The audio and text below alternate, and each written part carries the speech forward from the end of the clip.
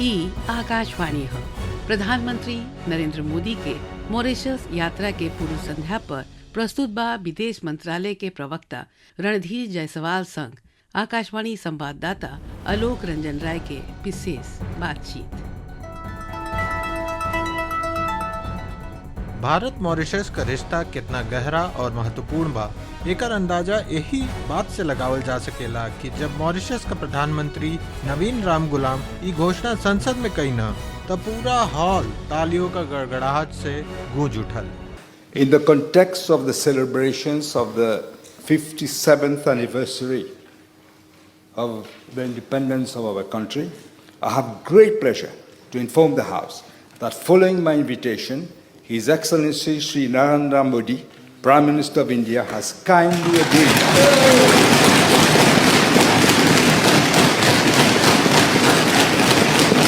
एक बाद प्रधानमंत्री नवीन राम गुलाम प्रधानमंत्री मोदी का धन्यवाद देना कि वो अपना बिजी कार्यक्रम से समय निकाल के मॉरिशस का राष्ट्रीय दिवस का सेलिब्रेशन में शामिल होए का मंजूरी देना। It is indeed a singular privilege for our country to host such a distinguished personality who is doing us this honor. In spite of his very tight schedule and in spite of his recent visits to Paris and the United States, he has agreed to be here as our special guest. The visit of Sri Modi is a testimony of the close relations between our two nations.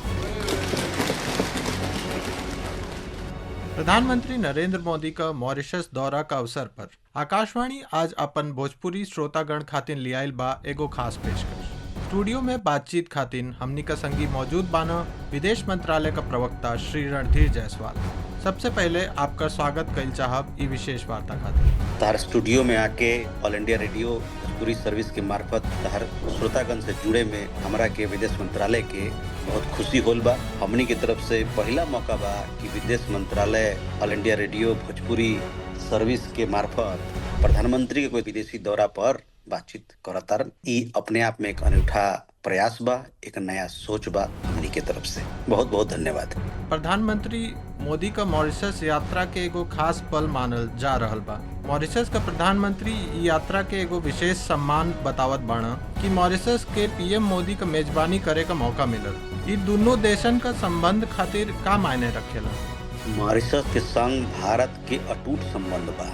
अगर तुम Mauritius में लोगों से पूछबा, हियो पूछबा बनारस में, छपरा में, तो कहियन लोग कि मॉरिशस और भारत के संबंध जे बा वो खून के रिश्ता बा, एक अटूट संबंध बा, एक परिवार के संबंध बा।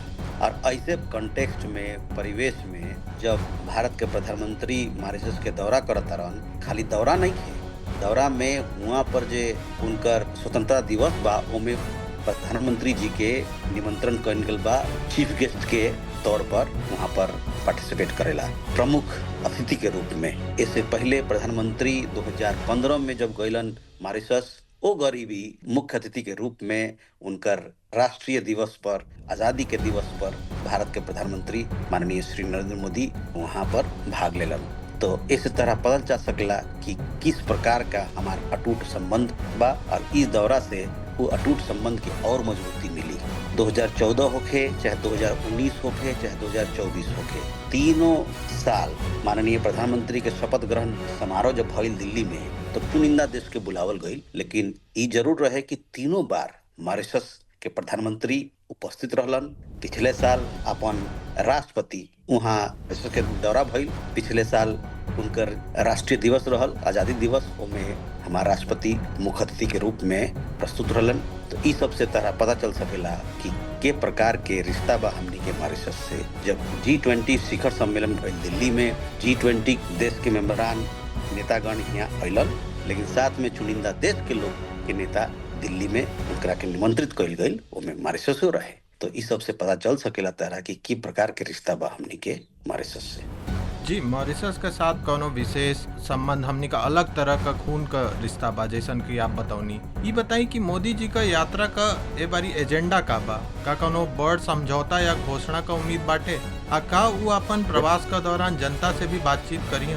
देखो, मॉरिशस के दौरा प्रधानमंत्री के 2 दिन के दौरा बा, 11 और 12 तारीख के, जैसा कि हम बतानी कि मुख्य अतिथि के रूप में वहाँ उनके आजादी दिवस पर, स्वतंत्रता दिवस पर भाग ली हन। आ तहरा श्रोतागण के हम बता दी कि 1968 में जब मॉरिशस के आजादी भइल तो वहाँ के नेतागण, वहाँ के जो अग्रिम नेता लोग रहे वहाँ के आजादी आंदोलन में, उ सब 12 मार्च के अपन स्वतंत्रता दिवस के नाम चुनलस। काहे कि स्वतंत्रता दिवस 12 मार्च के हमनी के यहाँ महात्मा गांधी के नेतृत्व में नमक आंदोलन भइल, तो एक प्रकार से 12 मार्च के ए से चुनल गईल कि उ एक आभार, साथ में रिस्पेक्ट महात्मा गांधी के और मॉरिशस के जो अटूट संबंध बा भारत के संग, ओकरा खातिर कि हम ऐसे कहतानी कि तहर श्रोतागण के पता चले कि मॉरिशस और भारत के बीच जो हम कहली कि अटूट रिश्ता बा, खून के रिश्ता बा, तो कौन कौन प्रसंग से हमनी के जुड़ल बानी। प्रधानमंत्री के दौरा 11-12 तारीख में मुख्य अतिथि के अलावे जो कि वहाँ के स्वतंत्रता दिवस हुई ओमे भाग लिहन, ओकरा अलावे वहाँ के राष्ट्रपति से बातचीत हुई, वहाँ के प्रधानमंत्री से बातचीत हुई, वहाँ के अनेक जो वहाँ गणमान्य व्यक्ति बारन उनका से मुलाकात हुई, और साथ में भारतीय मूल के समुदाय बा उनकरा से प्रधानमंत्री के बातचीत हुई। दौरा के दरमियान अनेकों करार हुई, अग्रीमेंट हुई, ताकि हमार जो रिश्ता बा मॉरिशस के, चाहे आर्थिक क्षेत्र हो, चाहे कैपेसिटी बिल्डिंग या स्किलिंग के क्षेत्र हो, चाहे विकास के क्षेत्र हो, इस सब में और मजबूती मिले, चाहे रक्षा सुरक्षा के क्षेत्र हो, ये सब के और मजबूती मिले। भारत मॉरिशस खाली स्वतंत्रता से ही ना, उसे बहुत पहले से भी जुड़ल बाना। जैसे कि गिरमिटिया समुदाय भारत और मॉरिशस का लोगन का संबंधन का आधार है। अब मॉरिशस का लोग कुछ सांस्कृतिक परंपरान के जिंदा भी रखले बाणन। का रउरा ए बारे में कुछ बता सकी ना? देखो, 1834 यादगार बा भारत और मॉरिशस के संबंध में। 1834 में पहला जहाज कलकत्ता से मॉरिशस पहुंचल, उनमें 30-35 की 38 भारतीय लोग वहां पहुंचल कलकत्ता से, प्रवासी घाट में उतरलन, और ओकरा बाद से एक नया अध्याय इतिहास में शुरू हो गई। देखो, मॉरिशस में 13 लाख लोग रहेलेन, वहाँ के नागरिक 13 लाख बारन। 13 लाख लोग में से करीबन 70% लोग भारतीय मूल के बारन। अब ये में जब भारतीय मूल के 70% मानो में 50% से ऊपर लोग जो बा वो भोजपुर क्षेत्र के बारन। मतलब आरा, बलिया, छपरा, बनारस, गोंडा, बहराइच, ये जो क्षेत्र बा पूर्वी उत्तर प्रदेश और बिहार, यहाँ के बारन, गंगा किनार के लोग बारन। तो ये लोग जो वहाँ गइलन तो अपन अपन देश के गीत संगीत ये सब लेके गइल, खान पान लेके गइलन, मंदिर लेके गइलन, रामायण महाभारत लेके गइलन। तो विशेषज्ञ से बात करबा तो बताइए कि भोजपुरी गीत के जो संकलन बा मॉरिशस में, हमनी के यहाँ से कहीं बेहतर बा। हमनी के यहाँ का भइल कि समय के साथ बहुत सारा चीज बदल गइल बा, लेकिन मॉरिशस में ये सब चीज के बड़ा बढ़िया से संयोजन के रखल गइल बा। तारा श्रोता खातिर हम बताओ तानी कि गीत गवाई कहे के मतलब कि जो हमनी के यहाँ भोजपुरी क्षेत्र में गीत होला, मटकोर में, बियाह में, हरदी में, महादेव के गीत जो गालन हमनी के होली के समय में, इस सब के संयोज के रखले बारन वहाँ के लोग। और गीत गवाई 2016 में यूनेस्को माने कि यूनाइटेड नेशन, संयुक्त राष्ट्र, ओकरा के विशेष दर्जा दिल। तो इस सब कारण से मॉरिशस में जो प्रकार के तहार भोजपुरी सभ्यता संस्कृति मिली, वो अपने आप में एक अनूठा बात बा। हम जब गइल रहनी है मॉरिशस के दौरा पर कुछ साल पहले, तो हम वहाँ पर एगो किताब देखली, भोजपुरी सीखो, किताब ले रही, हमरा के अच्छा लगा। बड़ा मुश्किल है कि हमने के यहाँ पर भोजपुरी सीखे का लाले को किताब मिल जाए, हम तो ना देखनी। वहाँ पर स्कूलों में भोजपुरी सीखा वाला लोग, ये हमरा के पता चल। तो अनेक खान पान होगा, दाल पूरी जैबो, जो हमनी के यहाँ जब विशेष कुछ होला गांव देहात में, ग्रामीण क्षेत्र में, होली में, दिवाली में, तो दाल पूरी बनेला। दाल पूरी जैबो तो मॉरिशस सब जगह सगरो तोरा के दाल रोटी मिली खाए के। पकौड़ा जो बनेला हमनी के यहाँ दाल के पकौड़ा मिर्चाई डाल के उहो मिलेला। जे गांव में छोट छोट कस्बा में तोरा मिली चाय के साथ पकौड़ा, ई पकौड़ा खूब मिलेला मॉरिशस में। लेकिन हुआ चूंकि औरो समाज के लोग रहेला तो नाम ओकर बदल गइल बा। पकौड़ा के लोग कहलन गातो पिमेंट, बट लेकिन बा उ दाल के पकौड़ा। तो कहे के मतलब दाल पूरी हो, गातो पिमेंट हो, गीत गवाई हो, सब चीज को बड़ा बढ़िया से लोग वहाँ संभाल ले। तारा यो बता दी कि महाशिवरात्रि इतना धूमधाम से मनेला मॉरिशस में कि देखते रह जाएगा। हमनी के यहाँ गंगा जल लोग उठावेला, चाहे सुल्तानगंज हो और देवघर जाने ज्योतिर्लिंग बना जो देवघर, वहाँ ढारे खातिर श्रावण में जब मेले होला, वैसे ही हुआ महाशिवरात्रि के दिन गंगा तालाब से लोग जल उठालन, अपन अपन गाँव में, शिवालय में, मंदिर में अभिषेक करेलन। तो बहुत जो सांस्कृतिक गठजोड़ बा हमनी के, वो बहुत सुंदर बा और बहुत अनूठा बा। इससे हमनी के बड़ा गर्व होला आपन रिश्ता जे बा हमनी के मॉरिशस के संग। जैसन के आप बतौनी है कि चाहे गीत गवई होके, चाहे जैसे खाए का चीज़ पकौड़ा होके, चाहे दाल पूड़ी होके, भारत और मॉरिशस मतलब एक दूसरा से जुड़ल बना। तो भारत इस साझा सांस्कृतिक धरोहर के बचाए खातिर मॉरिशस का कौनो मदद करता का सहयोग देले बा भारत का सरकार मॉरिशस के? मॉरिशस में हमनी के वहाँ एगो इंस्टीट्यूट बा, महात्मा गांधी इंस्टीट्यूट, ठीक बा। ओकरा बाद बा इंदिरा गांधी भारतीय सांस्कृतिक केंद्र। इंदिरा गांधी भारतीय सांस्कृतिक केंद्र जे बा हमनी के जो इंडियन कल्चर सेंटर होला विदेश में 40-50 देश में बा, वो सबसे बड़ा सांस्कृतिक केंद्र ई है बा, इंदिरा गांधी भारतीय सांस्कृतिक कला केंद्र। ओकरा बाद वहाँ पर विश्व हिंदी सचिवालय बा। राष्ट्रपति जी, पूर्व राष्ट्रपति जी जब वहाँ गइलन तो ओकर उद्घाटन भइल और दोनों देश हिंदी के प्रचार में, भोजपुरी के प्रचार में, गीत गवाई के प्रचार और संरक्षण में, और वहाँ पर जो रिकॉर्ड बा उस सबके संरक्षण में, अब भारतीय बोली, भारतीय संस्कृति के संरक्षण में दोनों देश अनेक तरीके से काम करता।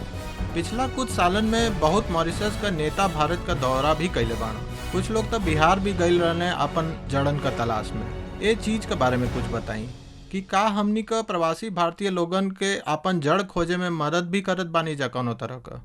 देखो, जैसे कि हम तरह के बतैनी 13 लाख लोग वहाँ रहेला, उनमें 70% लोग भारतीय मूल के बा। वो 70% में से 50 से ऊपर परसेंट लोग जो बा, या पूरा मॉरिशस के जनसंख्या के 50% लोग जो बा वो भोजपुरी क्षेत्र से आवेलन। तो ये लाजमी बा कि वहाँ के लोग यहाँ आके देखो दुनिया सिमट गइल बा, लोग के पता चल गइल बा, बहुते इन्फॉर्मेशन बा, तो उसको लेके बहुते लोग यहाँ आवेला अपना पूर्वज के इतिहास जानेला। राष्ट्रपति रहलन मॉरिशस के पुरियाग साहब, वो अइलन पटना जिला गइलन, पटना में अपन गाँव गइलन, अपन लोग से देखो भारत और मॉरिशस हमनी के तुम ग्रामीण क्षेत्र अगर तारा पता होई तो 100-150 साल के इतिहास को बहुत पुरान ना होला। गांव में चबूतरा में नदी के किनारे पर तू जाके पूछबो फलाना के बारे में तो लोग बता दी।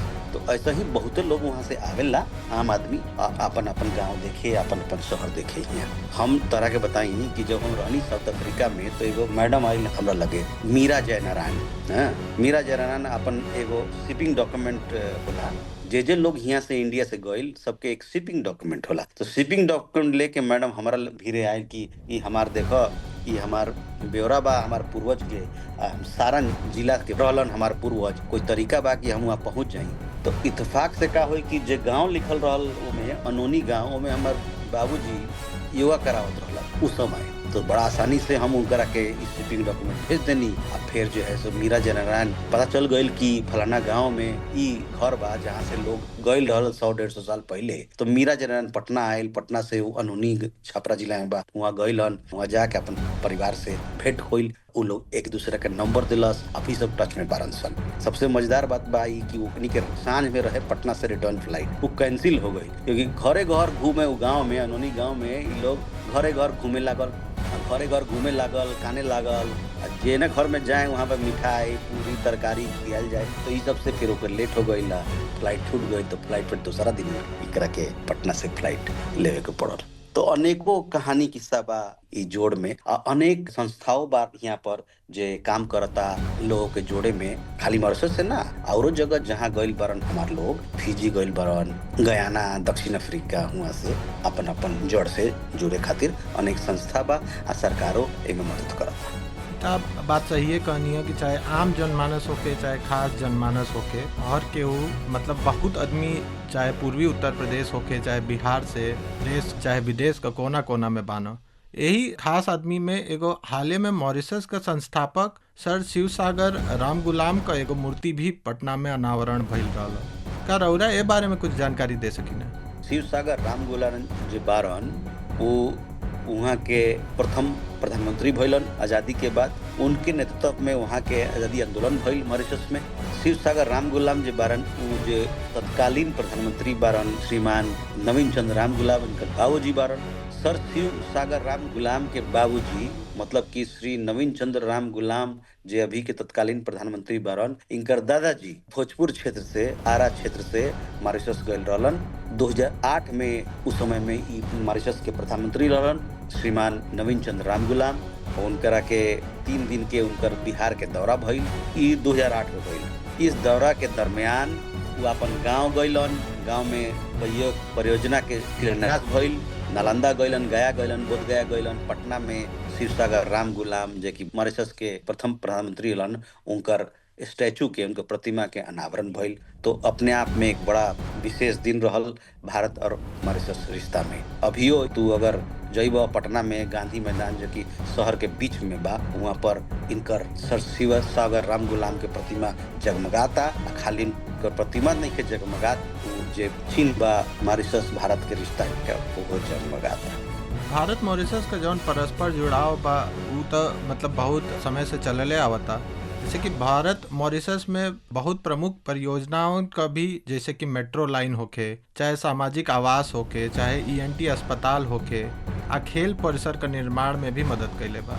भारत ओकरा अलावा वित्तीय सहायता भी देता मॉरिशस के, जैसे कि यूपीआई होके, चाहे रुपए कार्ड जैसन सेवाएं भी जौन शुरू करे में मदद कैले बा। ई प्रयास दोनों देशन के संबंधन पर का असर छोड़ले बा, एकरा बारे में तनी बताई।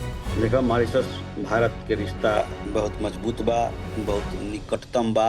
ये हमनी के गर्व होला कि मॉरिशस के विकास यात्रा में हमनी के एक जगह गइल बा। डेवलपमेंट कोऑपरेशन प्रोग्राम के तहत कई एक प्रोजेक्ट हुआ हमनी के करले बारी सन।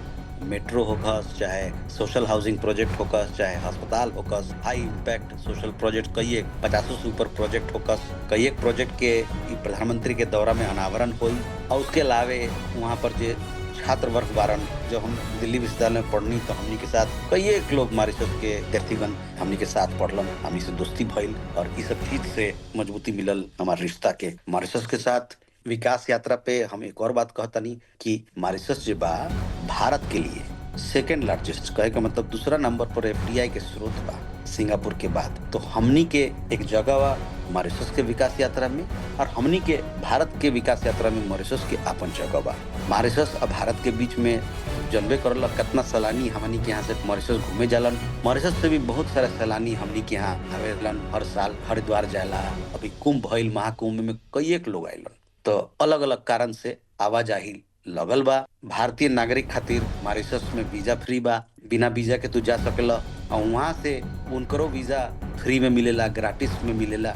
और अभी हाल में हमनी के यूपीआई और रुपए कार्ड जो बा, यूपीआई जो तू यहाँ चलावेला वो यूपीआई वो चलेला और रुपए कार्डो चलेला। तो इससे बड़ा मदद मिलेला। हमारे लोग जो बा, स्टूडेंट बा, टूरिस्ट बा और अनेक क्षेत्र के जो आर्थिक विकास के जो काम होता ओकरा बल मिलेला और ओकरा सहूलियत होला। तो हमनी के एक और तरह बताई कि मॉरिशस अकेला देश बा अफ्रीका महाद्वीप में जेकरा साथ Bharat CEPA comprehensive economic cooperation partnership agreement कैले बा। ई एग्रीमेंट 2021 में भइल, जब हमारे विदेश मंत्री के दौरा भइल रहे। बहुत टाइम लगल है नेगोशिएशन में, लेकिन हो गई। ये अपने आप में एक अनूठा पार्टनरशिप बा, करार बा दो देशों के बीच में। यो बताएं कि तोरा कि मॉरिशस में हमार भारतीय मूल के लोग बा, लेकिन ओकर अलावे 11 पब्लिक सेक्टर अंडरटेकिंग, चाहे स्टेट बैंक ऑफ इंडिया हो, चाहे बैंक ऑफ बड़ौदा हो, चाहे लाइफ इंश्योरेंस हो, इंडियन ऑयल हो, ये सब इकाई वहाँ पर पहुंचल बा, वहाँ पर काम करता और मॉरिशस के विकास यात्रा में हाथ देता। जानबे करल कि कितना हमार बॉलीवुड के माध्यम से हो हमनी के मॉरिशस में जुड़ल बनी। बॉलीवुड के कितना सिनेमा और सब क्षेत्रीय सिनेमा, चाहे भोजपुरी सिनेमा हो, चाहे तेलुगु सिनेमा, बहुत सारा शूटिंग वूटिंग मॉरिशस में होला। बड़ा सुंदर जगह बा। अब हमनी के प्रधानमंत्री के विजन बा सागर विजन, कहे का मतलब security and growth for all. ई सागर विजन बा, जो दूरदर्शिता बा, एमे भारत और मॉरिशस के सहयोग, भारत और मॉरिशस की पार्टनरशिप के एक अहम इनका रोल बा। आप बात करिए कि जैसे भारतीय मूल का 70% आबादी जो बा मॉरिशस में बा। अब भारत मॉरिशस का इमिग्रेशन आर्काइव के भी डिजिटाइज करे में मदद करता कि मतलब जौन लोग यहाँ से बहुत पहले गइल बाना उनकर कौन रिकॉर्ड बनावल जा सके। जैसे कि आप पहले भी बतौनी, आपका साथ भी दक्षिण अफ्रीका में भी ऐसा एगो किस्सा भइल। अब प्रधानमंत्री मोदी प्रवासी भारतीय दिवस पर आपन संबोधन में विश्व गिरमिटिया सम्मेलन का भी एगो चर्चा कैले रहना। तो इस सम्मेलन के मूर्त रूप देवे में मॉरिशस का भूमिका हो सकेला? देखो, हमनी के हियां के लोग मॉरिशस में 70% के लगभग बा। हर 2 साल में हमनी के यहाँ भारतीय प्रवासी दिवस मनेला। हर प्रवासी दिवस में तो देखबा कि मॉरिशस के जो समूह बा, टोली बा, वो सबसे बड़ा रहेला। खाली बड़ा ना रहेला, साथ में उकनी के आवेलन झंडा लेके, कंसी लेके, झाल लेके, गीत गावेला। इहो साल 9 जनवरी के जब भइल प्रवासी दिवस सम्मेलन उड़ीसा में, ओहो में मॉरिशस के टुकड़ी जो रहे, मॉरिशस से जो लोग आयल रहलन, सबसे बड़ा टुकड़ी रहलन। तो वो प्रवासी भारतीय दिवस में प्रधानमंत्री अपन अभिभाषण में गिरमिटिया कॉन्फ्रेंस के बारे में बात करलन कि आने वाले दिनों में सब देश मिल के भारत के साथ एक गिरमिटिया कॉन्फ्रेंस हुई।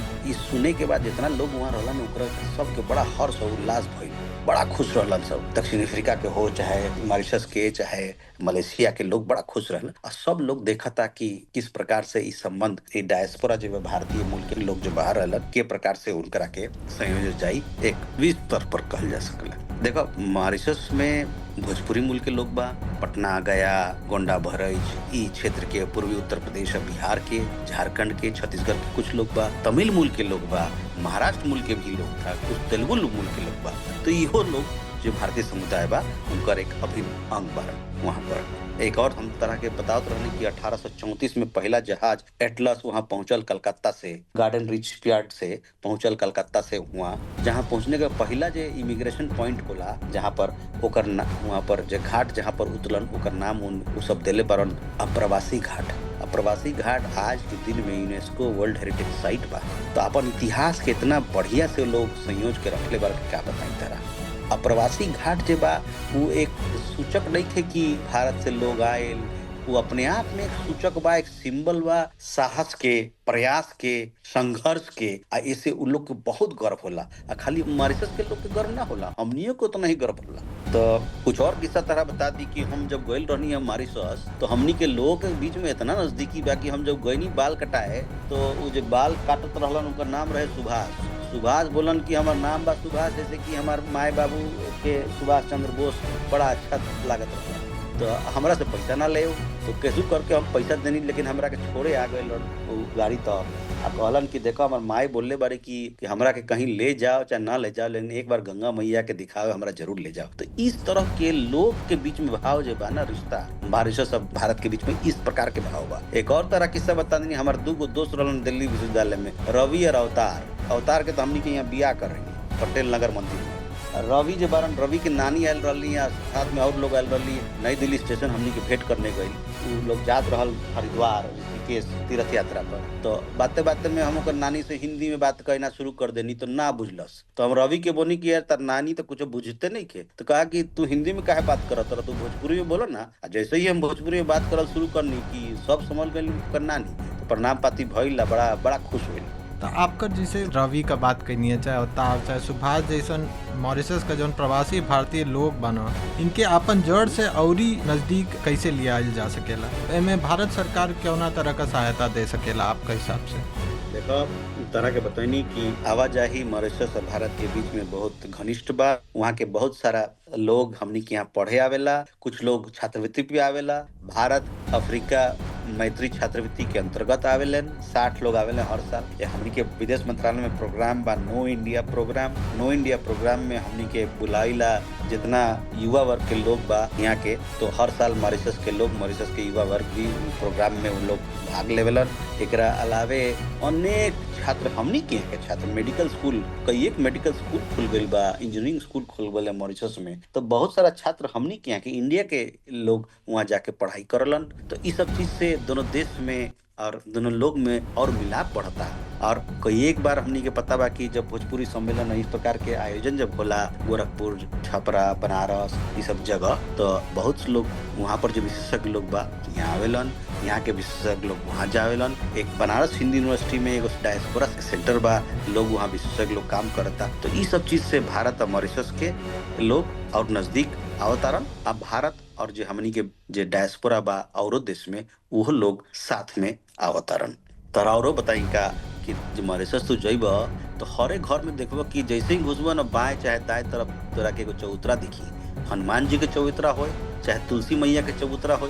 तो अपने आप में बड़ा अनूठा बा। ये सब रीति रिवाज जो हमनी के यहाँ के 18वीं शताब्दी 19वीं शताब्दी में रहे आज भी ये मॉरिशस में कायम बा। हर घर में हम देखनी कि बांस लगला, बांस के साथ एगो झंडा जो होला, तीनकोनिया झंडा पूजा में जग में होला, उ झंडा हर एक घर में बांसे के साथ लगल रहेला। तो अनेक प्रकार से हम भारतीय संस्कृति, भोजपुरी संस्कृति के संरक्षण कइल गइल बा हुआ। और शिवरात्रि के तोरा बतैनी हम कांवर वाला प्रथा, कांवर के प्रथा वहाँ गंगा तालाब से लेके अपन अपन गाँव तक लोग जाला, इहो प्रथा वहाँ बहुत घनिष्ठ बा। और एगो बात तो हम तरह बताना भूल गईनी, ये बतैनी कि लोग गांधी जी के नमन खातिर 12 मार्च के चुनले बारन लोग मॉरिशस के आज़ादी दिवस के रूप में। लेकिन गांधी जी दक्षिण अफ्रीका में जब रहलन तो एक बार मॉरिशस गइलन। मॉरिशस में जाके वहाँ के हाल चाल, वहाँ पर का चलता, वहाँ पर आज़ादी आंदोलन में क्या चलता है, ये सब खातिर वहाँ गइलन। आ ओकरा बाद लगातार जब भारतीय आज़ादी के दरमियान, अपन स्वतंत्रता के लड़ाई के दरमियान हमेशा महात्मा गांधी और सब जो भारत के नेता लोग रहे उनकरा के विशेष इंटरेस्ट रहे मॉरिशस में का होता, मॉरिशस के इंडिपेंडेंस के मूवमेंट जो चलत रहे ओमे का होता, ओमे विशेष उनका ध्यान रहल। महात्मा गांधी कुछ लोग के वहाँ भेजलन, मनीलाल डॉक्टर में से विशेष रहलन, जाके वहाँ पर मॉरिशस के संघर्ष चलत रहे इंपीरियलिज्म के खिलाफ, ओमे जाके मदद करतन। एक और तरह वाक्य बता दी कि शिव सागर राम गुलाम जे रहलन इंग्लैंड में, उनकर पढ़ाई उढ़ाई भइल रहे, वहाँ पर वो नेताजी सुभाष चंद्र से मिलन, नेताजी सुभाष चंद्र से उनकर अच्छा खासा रिश्ता रहे। तो ई तरह के विशेष बात तहार श्रोतागण से हम साझा करते। आप जैसन वर्णन कैनी है मॉरिशस का, मतलब हमके लगा था कि बहुत श्रोतागण कभी वहाँ घूम के आवे के, एक बार मॉरिशस देख के आवे का जरूर मन करे लगी। आपका स्टूडियो में आके हमनी से जुड़े खातिर बहुत बहुत धन्यवाद। आशा करत बानी कि प्रधानमंत्री जी का ई दौरा भारत मॉरिशस का रिश्तन में एगो नया मुकाम साबित होके। धन्यवाद।